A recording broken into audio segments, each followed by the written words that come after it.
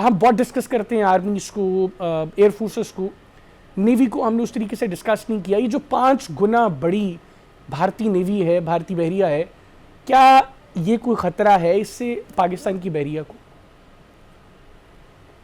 جی بہت شکریہ آپ کو مجھے مدعو کرنے کا.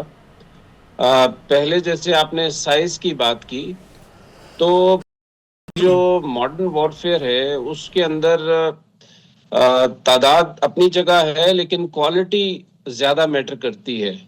جس کے اندر آپ کے پاس، جیسے آپ خود بتایا کہ اب جو ماڈرن وارفیئر ہے اس کے اندر جو long range precision guided missiles ہیں، یا ڈرونز ہیں، یا انڈر واٹر سبمرینز کا استعمال ہے، یہ بہت زیادہ بڑھ گیا ہے.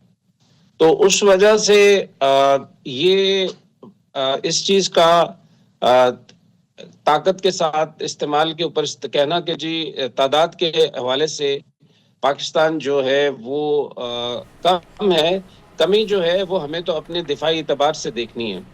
تو ہماری دفاعی اعتبار سے پاکستان نیوی ماشاءاللہ بہت اچھے طریقے سے اکوپ ہو چکی ہے. اور ابھی جیسے ہم نے 25 نومبر کو اسمیش شپ لانچڈ اینٹی بیلسٹک میزائل کا تجربہ کیا. سر میں تو ماشاءاللہ اسمیش کے پاکستان اوپر میں آگے چل کے گفتگو کروں گا، لیکن ابھی مجھے یہ بتائیے گا، یہ جو نمبرز ہیں، آپ نے کہا کہ ماڈرن وارفیئر میں نمبرز میٹر نہیں کرتے، کوالٹی میٹر کرتی ہے. تو جی ہم لوگوں نے بالکل. کس طریقے سے، پاکستان کی بحریہ نے کوالٹی کس طریقے سے اپنی مینٹین کیا ہے کہ جو ہم اپنے سے 5 گنا بڑی بحریہ کا جو ہے وہ بھرپور طریقے سے مقابلہ کرنے کے لیے ہر وقت تیار ہے؟ جی پہلے تو یہ سمجھنے کی ضرورت ہے کہ ہماری جو دفاعی اسٹریٹجی ہے اس کے اندر ہمارا جو تھرسٹ لائن ہے وہ ہم نے اپنا دفاع کرنا ہے. بالکل اور ٹھیک. دفاع کے اندر ہی ہماری جو اسٹریٹجی ہے اس کے اندر ہم نے اس طریقے سے اپنے آپ کو تیار کیا ہے کہ ہم اگر کوئی ایگریشن کرتا ہے ہمارے خلاف تو ہمارے پاس ایسے پلیٹ فارمز ہیں جو دشمن کے علاقوں میں جا کے ان کو ہٹ کر سکتے ہیں. ہسٹوریکلی جیسے آپ دیکھیں کہ 65 وار میں 1965 کی جنگ میں ہمارے شپس جو ہیں وہ انڈین علاقوں میں گئے تھے. وہاں پہ جا کے جو دوارکا پہ ہماری بمبارڈمنٹ کی اور ان کا جو وہاں پہ ریڈار اسٹیشن تھا اس کو تباہ کیا. تو وہی ایک بڑا اسٹریٹجیکلی بہت بڑا آپریشن تھا. اور سر اسی وہ طریقے کس طریقے سے پاکستان نے ان کو انگیج کیا؟ کیونکہ دوارکا میں میرا پرسنل انٹرسٹ اس لیے بھی ہے کہ I am a proud great grandson of A R Khan صاحب، جو اس وقت پاکستان نیوی کو کمانڈ کر رہے تھے. کس طریقے سے جی پاکستان جی نے انگیج کیا انڈین نیوی کو، اور کس طریقے سے ہم دوارکا تک گئے، وہاں پہ ان کو ہٹ کیا اور عبرتناک شکست دی بھارتی بحریہ کو؟ اس میں 2 بڑے کارڈینل پوائنٹس تھے. سب سے پہلا تو یہ تھا کہ اس میں ایلیمنٹ آف سرپرائز کو بڑا طریقے سے رکھا گیا تھا تاکہ اس پورے مشن کو بہت ہی سیکرٹ طریقے سے پلان کیا گیا اور ایگزیکیوٹ کیا گیا. وہ ایک بہت بڑا ایلیمنٹ تھا. دوسرا یہ تھا کہ اس وقت پاکستان کے پاس جو پہلی غازی سبمرین، اس ریجن کی پہلی سبمرین تھی، وہ غازی ہمارے پاس تھی. تو اس کو بھی ان علاقوں کے سامنے ڈپلوائے کیا جیسے مومبے ہے، تاکہ اگر اس میں سے کوئی بھی ریئیکشن ہوتا ہے، کوئی شپ باہر آتا ہے تو اس کو ٹارگٹ کیا جائے. تو اس کی آپ یہ کہہ لیں کہ اس کی دہشت ہی اتنی تھی کہ جب یہ پورا آپریشن کیا گیا تو ان کا کوئی بھی شپ باہر نہیں نکلا.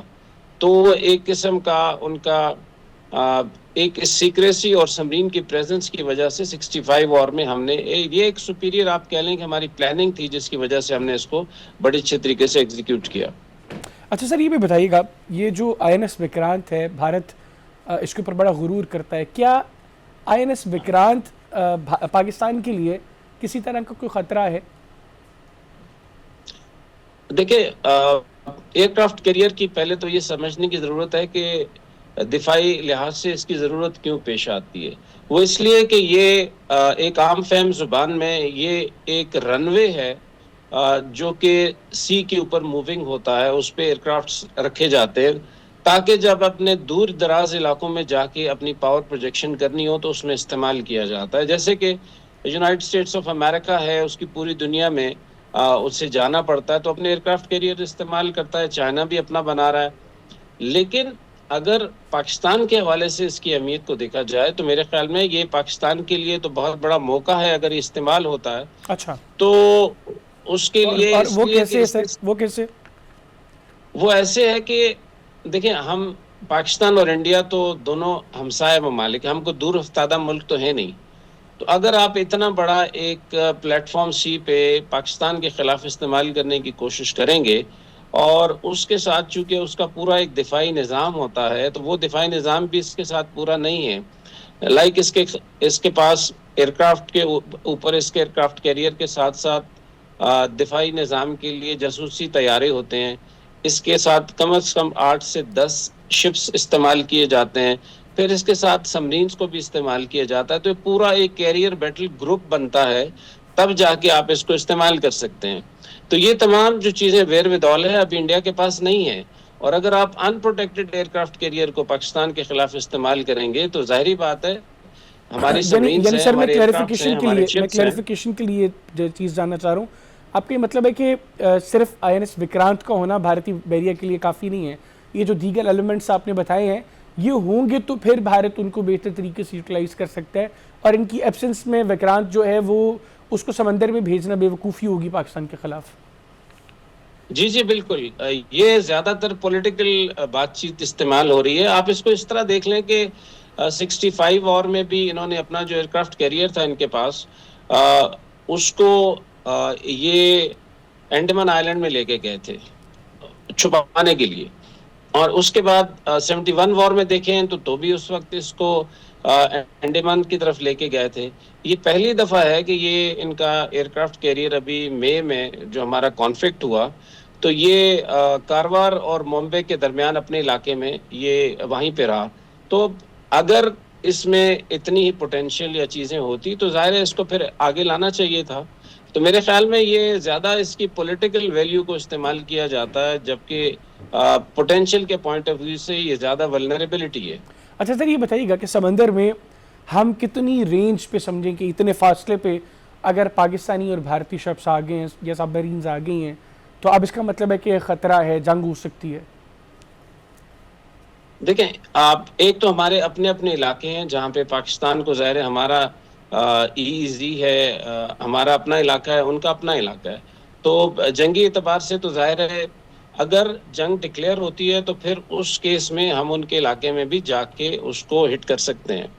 اور اس حوالے سے اب تو نئی سبمرینز بھی ہمارے پاس چائنیز آ رہی ہیں. اس کے علاوہ ہمارے پاس یہ جو میزائل ٹیسٹ ہے اس پہ بعد میں بھی بات کر سکتے ہیں. تو یہ وہ اور اس طرح کے ہمارے پاس اب اتنے وسائل آ گئے ہیں کہ اب انڈیا کے لیے ایسٹ اور ویسٹ دونوں سائڈوں پہ اپنے آپ کو سنبھالنا بہت مشکل ہوگا اگر وہ سی کی طرف سے پاکستان کا فرنٹ کھولتا ہے تو.